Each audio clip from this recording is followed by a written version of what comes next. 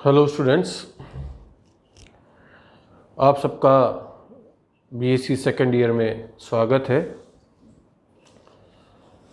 मैं आपको बॉटनी का सेकंड पेपर पढ़ाऊंगा जो मेनली प्लांट एनाटॉमी पर बेस्ड है। अगर आप सिलेबस पर फोकस करें तो जो पेपर 2 है उसका नाम है anatomy of angiosperms, economic botany and ethnobotany. तो फर्स्ट ईयर के अंदर आपने एल्गी, फंजाई, ब्रायोफाइट्स, टेरिडोफाइट्स और जिम्नोस्पर्म की स्टडी करी थी। आपने वहाँ पर मॉर्फोलॉजिकल कैरेक्टर्स जनरली स्टडी किए थे प्लांट्स के। सेकेंड ईयर में बेसिकली आप फोकस करेंगे फ्लावरिंग प्लांट्स, जो कि अभी वर्तमान में सबसे बड़ा प्लांट ग्रुप है। जो भी फ्लावरिंग प्लांट्स हैं, चाहे वो मोनोकॉट्स हो या डाइकॉट्स हो, वो सारे के सारे एंजियोस्पर्म्स हैं। तो ये पेपर फोकस करेगा उनकी एनाटॉमिकल स्टडीज, उनके आर्थिक महत्व जिसको हम इकोनॉमिक बॉटनी के तहत पढ़ेंगे, और इथनोबॉटनी भी हम देखेंगे कि जो ट्राइब्स हैं, ट्राइबल कम्युनिटीज़ हैं, वो किस तरीके से विभिन्न प्रकार के प्लांट्स को अपने डे टू डे लाइफ के अंदर यूज़ करती हैं। तो सबसे पहले आज हम शुरुआत करेंगे प्लांट एनाटॉमी के इंट्रोडक्शन से कि प्लांट एनाटॉमी क्या है और हम उसमें किन किन चीज़ों का अध्ययन करते हैं। जैसा कि स्लाइड में बताया गया है, डेफिनेशन बहुत ही सिंपल डेफिनेशन दी गई है कि प्लांट एनाटॉमी, जिसका दूसरा नाम फाइटोटॉमी भी है, it is the general term for the study of internal structure of plants. मतलब पादपों के आंतरिक संरचना का अध्ययन ही प्लांट एनाटॉमी कहलाता है। Plant anatomy is now frequently investigated at cellular level and often involves the sectioning of tissues and microscopy. Anatomy, plant anatomy में किसी भी प्लांट के अध्ययन बिना उस प्लांट मटेरियल के सेक्शन कटिंग के बिना संभव नहीं है। जैसे कि आप प्रैक्टिकल्स भी करेंगे कि किसी प्लांट की आपको स्टेम दी गई, तना दिया गया, और आपसे कहा जाए कि आपको इसका अनुप्रस्थ काटना है। इंटरनल स्टडी के लिए ज़रूरी है कि आपको उसका सेक्शन कटिंग करना होगा। तो जब आप उसका ट्रांसफर सेक्शन काटेंगे और उस सेक्शंस को फिर आप क्या करेंगे, माइक्रोस्कोप की सहायता से ऑब्जर्व करेंगे। आप देखेंगे कि उस सेक्शन के अंदर किस प्रकार से कोशिकाएं, उस सेक्शन के अंदर जो कोशिकाएं उपस्थित हैं किस प्रकार से अरेंज्ड हैं, किस किस प्रकार की कोशिकाएं हैं, पेरेन्काइमा कोशिकाएं हैं, कोलोनकाइमा हैं, स्क्लेरेन्काइमा हैं, या जाइलम की कोशिकाएं हैं, या फ्लोएम की कोशिकाएं दिख रही हैं। तो इन सब का अध्ययन हम इस टॉपिक के अंदर करते हैं।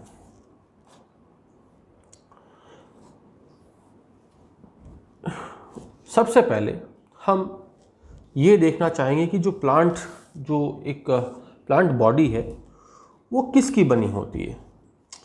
अ typical plant body consist of major vegetative organs and reproductive organs.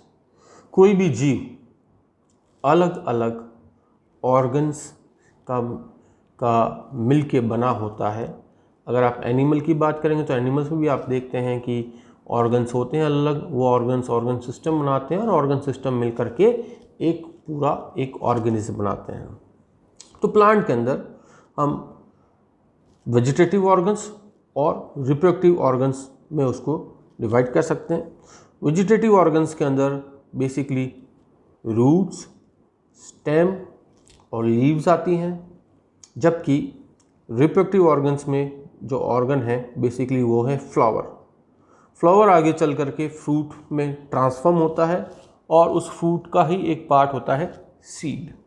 तो फ्लावर ही एक रिप्रोडक्टिव ऑर्गन होता है which later on transforms into fruit. Fruit is actually a modified form of flower. पूरे प्लांट की आंतरिक संरचना को के अध्ययन के लिए हम प्लांट एनाटॉमी को 5 डिफरेंट प्रकार की एनाटॉमीज में वर्गीकृत कर सकते हैं या स्टडी कर सकते हैं या कैटेगराइज कर सकते हैं। जैसे कि अगर हमें तने का अध्ययन करना हो तो हम कहेंगे स्टेम एनाटॉमी, अगर हमें पत्ती की आंतरिक संरचना का अध्ययन करना हो तो वो लीफ एनाटॉमी होगी, अगर हमें पुष्प की आंतरिक संरचना का अध्ययन करना है तो वो फ्लावर एनाटॉमी के तहत किया जाएगा, अगर हमें सीड एनाटॉमी की स्टडी करनी है तो सीड की करनी है तो सीड एनाटॉमी, रूट की इंटरनल स्ट्रक्चर की स्टडी करनी तो उसे हम रूट एनाटॉमी के तहत अध्ययन करेंगे। आपके सिलेबस में बेसिकली आपको फोकस करना है स्टेम एनाटॉमी पे, रूट एनाटॉमी पे, लीफ एनाटॉमी में और कुछ हद तक फ्लावर एनाटॉमी पे। जैसा मैंने अभी कहा था कि कोई भी ऑर्गन सिस्टम से मिलके बना होता है, कई सारे ऑर्गन सिस्टम होते हैं। जैसे कि उदाहरणतः अगर हम एनिमल की बात करें तो एनिमल्स में कई सारे ऑर्गन, खास करके हायर एनिमल्स, जैसे वर्टिब्रेट्स की बात करें, वर्टिब्रेट में भी अगर हम प्राइमेट्स की बात करें तो आप ये पाएंगे कि नर्वस सिस्टम होगा। नर्वस सिस्टम क्या एक ऑर्गन सिस्टम है। रेस्पिरेटरी सिस्टम होगा, सर्कुलेटरी सिस्टम होगा, स्केलेटन सिस्टम होगा, डाइजेस्टिव सिस्टम होगा, रिप्रोडक्टिव सिस्टम होगा। तो कई सारे ऑर्गन सिस्टम्स होते हैं। ये ऑर्गन सिस्टम अनेकों ऑर्गन से मिलके बने होते हैं। जैसे रेस्पिरेटरी सिस्टम में आपके लंग्स आ गए हैं, सर्कुलेटरी सिस्टम के अंदर आपका हार्ट आ गया है और ब्लड वेसल्स हो गई हैं। डाइजेस्टिव सिस्टम के अंदर आपके अलग अलग ऑर्गन्स आ गए, जैसे कि स्टमक आ गया, आपके गॉल ब्लैडर आ गया, पेनक्रियाज आ गई, स्मॉल इंटेस्टाइन है, लार्ज इंटेस्टाइन है, लीवर है। तो ये सब पर्टिकुलर एक फंक्शन को परफॉर्म करते हैं और इसको रेगुलेट करते हैं। या रेस्पिरेटरी सिस्टम का काम है रेस्पिरेशन का, डाइजेस्टिव सिस्टम का काम है पाचन का। तो उसी तरीके से हालांकि एनिमल्स में कई सारे ऑर्गन सिस्टम्स होते हैं पर प्लांट्स में सिर्फ 2 ही ऑर्गन सिस्टम्स पाए जाते हैं, एक शूट सिस्टम और दूसरा रूट सिस्टम। यहाँ पर एक इम्पॉर्टेंट डिफरेंस है प्लांट और एनिमल्स के अंदर कि प्लांट एक यूनिक ऑर्गेनिज्म है। वो 2 डिफरेंट एनवायरनमेंट में एक साथ रहता है, या हम अपन कहें कि उसके अलग अलग ऑर्गन्स अलग अलग एनवायरनमेंट के अकॉर्डिंगली एडेप्ट होते हैं और उसमें सरवाइव करते हैं। जबकि अगर आप एनिमल्स की बात करोगे तो ऑल द ऑर्गन्स मोर और less functions in similar environmental condition. जैसे हम शूट सिस्टम की बात करें तो शूट सिस्टम ज़मीन से ऊपर की ओर होता है और ज़मीन से ऊपर का जो एनवायरनमेंट है, मतलब बाह्य पर्यावरण जो है वो एटमॉस्फेयर है। जबकि रूट सिस्टम क्या होता है, ज़मीन के अंदर होता है।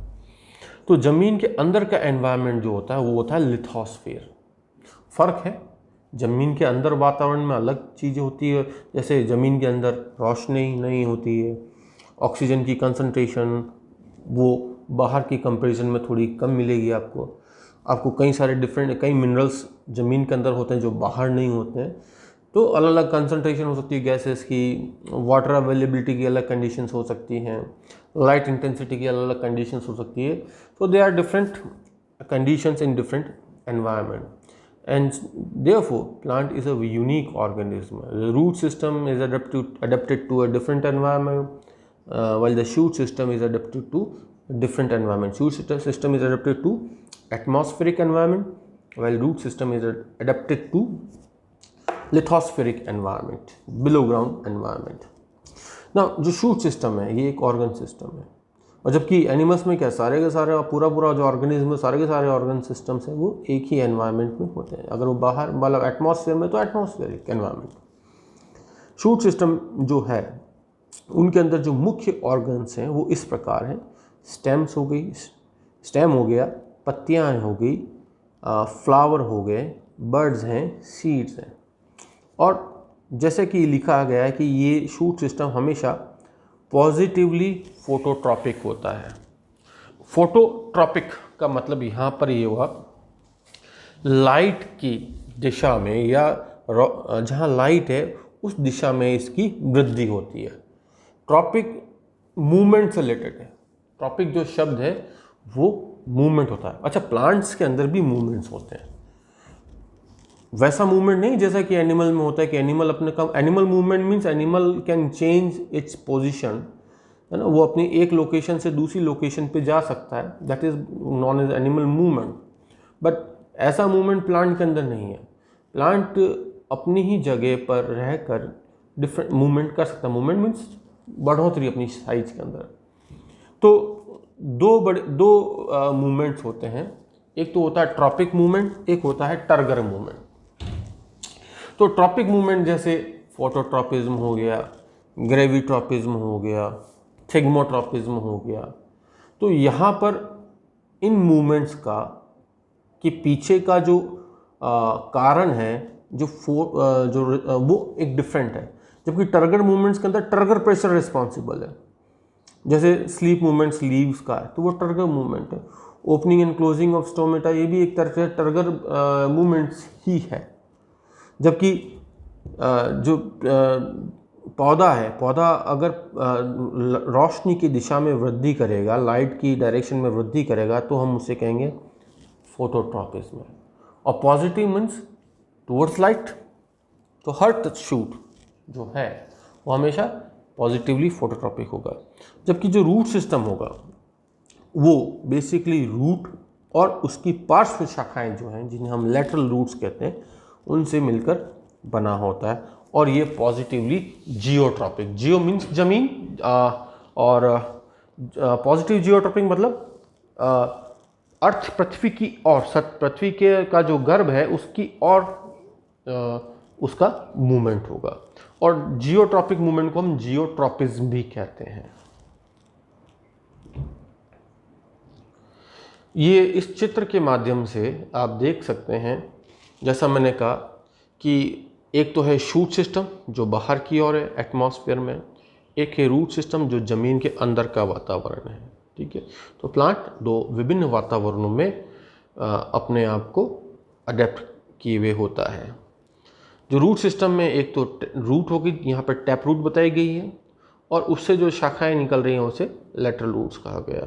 जबकि शूट सिस्टम में पाए जाने वाले जो मुख्य ऑर्गन्स हैं वह स्टेम है, वहाँ पर बर्ड्स हैं, फ्लावर्स हैं, लीव्स हैं। ये एक विस्तृत डायग्राम है। लीफ में भी फिर petiole, blade, birds, node, internode, कई सारी संरचनाएं पाई जाती हैं। यह एक और चित्र बताया जा रहा है जिसमें स्टेम और रूट का सेक्शन कटिंग किया गया है। इवन लीफ का भी सेक्शन कटिंग किया गया है। जैसे आप देखेंगे सबसे पीछे रूट का जब टीएस काटा तो टीएस काटने में क्या क्या आपको संरचनाएं नज़र आती है। जैसे इसमें बाहरी, सबसे बाहरी जो संरचना है उसे एपिडर्मिस कहते हैं।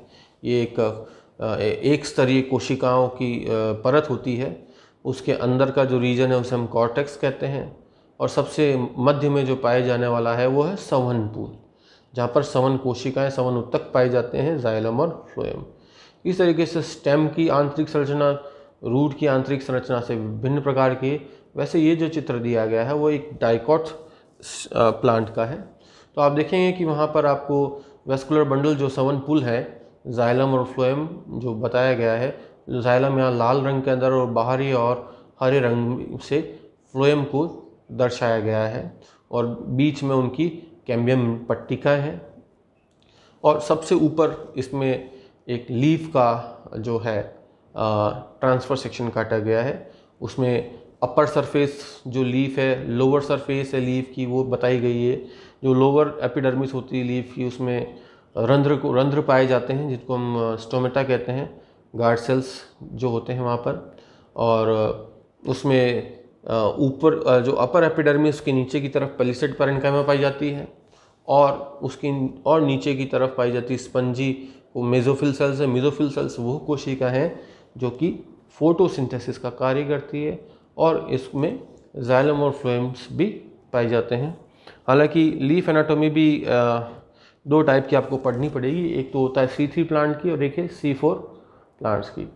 तो C3 प्लांट्स की जो लीफ एनाटॉमी वो थोड़ा डिफरेंट है, और जो C4 प्लांट्स है जैसे कि मक्का और शुगर कैन जो गन्ना है, उनकी जो लीफ एनाटॉमी उनको हम क्रंच एनाटॉमी भी कहते हैं। अब इस स्लाइड के अंदर ये दर्शाया गया है कि शूट सिस्टम और रूट सिस्टम के मुख्य कार्य क्या हैं। जैसे कि शूट सिस्टम, तो शूट सिस्टम में आपको ये विदित होगा कि इसमें मुख्य ऑर्गन जो हैं वो हैं लीव्स, स्टेम और फ्लावर।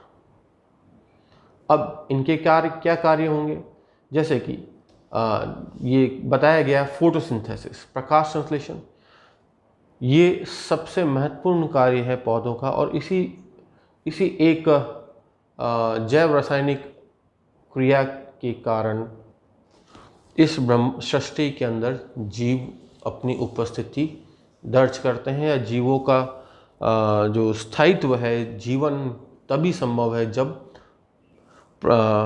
वनस्पति या जो पेड़ पौधे हैं वो प्रकाश संश्लेषण कर पाए। अगर प्रकाश संश्लेषण नहीं होगा तो पेड़ पौधे भी नहीं रहेंगे, पेड़ पौधे नहीं रहेंगे तो उन पर निर्भर जितने भी एनिमल्स हैं, जंतु हैं, या जो दूसरे माइक्रो ऑर्गेनिज्म हैं वो सर्वाइव नहीं कर सकते।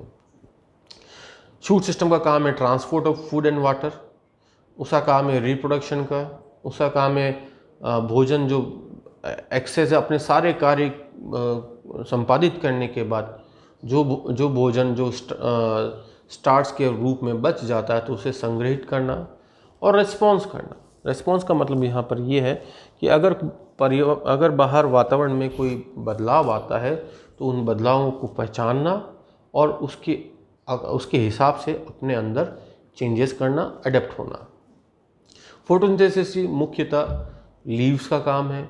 Transport of food and water, इसमें स्टेम इन्वॉल्व होती है, क्योंकि इसमें जाइलम और फ्लोएम जो है वो लीव्स में भी होती है। रिप्रोडक्शन फ्लावर का मुख्य कार्य है। इस तरह से आप देख सकते हैं कि रूट सिस्टम का मुख्य कार्य क्या है, सबसे पहले उसको एंकर करना मतलब ये कि उसको सपोर्ट प्रदान करना शूट सिस्टम को। फिर वाटर और मिनरल्स जिनको हम न्यूट्रिएंट्स कहते हैं उनका अवशोषण करना और उसे ऊपरी भाग तक पहुंचाना। ऊपरी भाग मतलब लीव्स तक पहुंचाना, जहां पर इन मिनरल्स का और वाटर के द्वारा विभिन्न प्रकार की बायोकेमिकल रिएक्शंस संपादित होती है। Transport of food and water, जिसको हम ट्रांसलोकेशन भी कहते हैं, रिप्रोडक्शन भी करते हैं, वेजिटेटिव रिप्रोडक्शन, स्टोरेज भी है, और ये भी रिस्पॉन्ड करते हैं। जैसे ग्रेविट्रोपिज्म क्या है, रूट द्वारा किया जाता है, फोटोट्रोपिज्म क्या है, शूट द्वारा किया जाता है। तो they respond to the external environment. Phototropism के अंदर वो लाइट को रिस्पॉन्ड किया जा रहा है, ग्रेविट्रोपिज्म में जो अर्थ की जो ग्रेविटी है उसको रिस्पॉन्ड किया जा रहा है।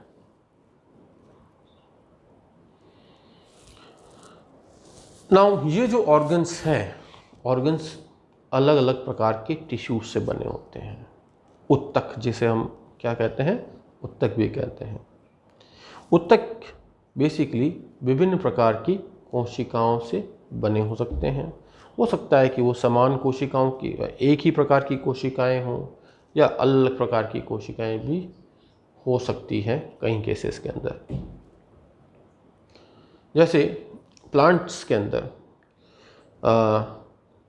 टिश्यूज़ को उनकी डिवीज़न कैपेसिटी के हिसाब से डिवाइड किया गया as a long lasting tissue and a tissues which divides rapidly, या बहुत जो ऐसे टिश्यूज़ जो बहुत ही फास्ट अपने आप को मल्टीप्लाई करते हैं, मल्टीप्लाई मतलब सेल डिवीज़न करते हैं, और एक जिनमें सेल डिवीज़न लंबे अंतराल वाला होता है। जो सबसे अधिक, जो बहुत तेज़ी से डिवाइड होते हैं उन्हें हम कहते हैं मेरिस्टेमेटिक टिश्यूज़, जिनको विभजोतक कोशिकाएं भी कहा जाता है। ये कोशिकाएं लगातार विभाजित होती हैं, क्योंकि इन्हीं कोशिकाओं से प्लांट की समस्त कोशिकाओं का निर्माण होता है। लॉन्ग लास्टिंग टिश्यूज़ को फिर दो भागों में डिवाइड किया गया है। एक है सिंपल टिश्यू और दूसरा है कॉम्प्लेक्स टिश्यू, सरल ऊतक और जटिल ऊतक। सरल ऊतक जो है वो एक ही प्रकार की कोशिकाओं से बने होते हैं, जबकि जटिल ऊतक जो है वो एक से अधिक विभिन्न प्रकार की कोशिकाओं के बने होते हैं। यह उदाहरण दे रखा है, जैसे कि ग्राउंड टिश्यू। अगर आप प्लांट का ग्राउंड टिश्यू मतलब कि स्टेम का देखें या फिर आप रूट का जब सेक्शन काटेंगे तो जो कॉर्टेक्स वाला पार्ट है हम उसे ग्राउंड टिश्यू कहते हैं। उसमें मुख्यतः पैरेन्काइमा प्रकार की कोशिकाएं पाई जाती है। पैरेन्काइमा जो कोशिकाएं हैं वो सजीव होती हैं, उनकी कोशिका भित्ति काफ़ी पतली होती हैं, कार्य के रूप में भी काफ़ी वो एक्टिव होती है। जबकि दूसरी जो है बताई गई है वो कॉलनकाइमा। कॉलनकाइमा जो कोशिकाएं हैं ये थोड़ी मोटी कोशिकाएं होती हैं, मतलब ये कोशिका भित्ति थोड़ी मोटी होती है और इनका एक जो फंक्शन है वो फंक्शन बेसिकली सपोर्ट का होता है। जबकि जो कॉम्प्लेक्स टिश्यूज़ हैं बेसिकली वो प्रोटेक्शन का काम करते हैं, सपोर्ट का काम करते हैं। सपोर्ट के रूप में आप देख लीजिए जैसे कि स्क्लेरेन्काइमा कोशिकाएं, ये अपनी मैच्योरिटी पर डेड सेल्स होती हैं, मीन्स ये मृत कोशिकाएं होती हैं। और एक वेस्कुलर टिश्यूज़ जो कि संवहन ऊतक कहलाया जाता है। संवहन ऊतक भी दो प्रकार का होता है, एक तो फ्लोएम और दूसरा जाइलम। जाइलम का कार्य होता है पानी का संवहन, जल का संवहन, जबकि फ्लोएम का कार्य है भोजन का संवहन। जो कि मेरिस्टेमेटिक जो टिश्यूज होती है वो पौधे के मुख्यतः एपेक्स पर पाई जाती है। मतलब अगर शूट है तो शूट एपिकल मेरिस्टेम्स पे शूट की टिप पे भी हो सकती है और रूट की टिप पे भी हो सकती है। अगर शूट की टिप पर तो हम उसे शूट एपिकल मेरिस्टेम कहेंगे, अगर वो रूट की टिप पर पाई जाती है तो हम उसे रूट एपिकल मेरिस्टेम भी कहेंगे।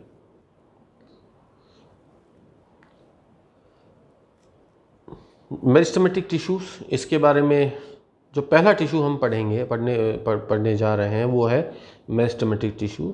इन मेरिस्टेमेटिक टिश्यूज़ कहाँ पाई जाती हैं, इन टिश्यूज़ की क्या विशेषताएं हैं, इन टिश्यूज़ का संगठन कैसा है, किस जगह पर किस तरह से उपस्थित हुए, तो ये सारी चीज़ें। और इसके लिए अलग कई सारी थ्योरीज दी गई है। ऑर्गेनाइजेशन ऑफ मेरिस्टेमेटिक टिश्यूज़, जैसे organisation of shoot apical meristem या organisation of root apical meristem, ये हम अपनी अगली क्लास में इसे पढ़ेंगे। Thank you.